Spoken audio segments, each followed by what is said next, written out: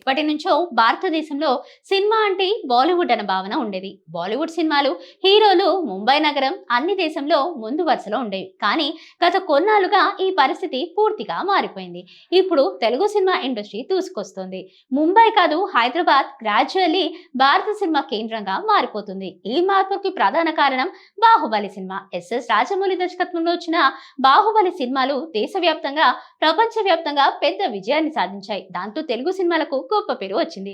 ఇతర భాషల సినిమాలు కూడా అదే తరహాలో పాన్ ఇండియా సినిమాలు తీయాలని ప్రయత్నించాయి. కానీ వాటిలో ఎక్కువగా విజయం సాధించింది ఏమిటంటే తెలుగు సినిమాలే.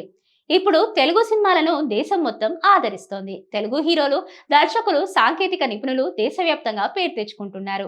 ఒకప్పుడు బాలీవుడ్ లోకి వెళ్లిన తెలుగు నటులు ఇప్పుడు మళ్ళీ హైదరాబాద్ కి వచ్చేస్తున్నారు. అలాగే బాలీవుడ్ హీరోయిన్లు కూడా తెలుగు సినిమాలో నటించడానికి ఆసక్తి చూపిస్తున్నారు.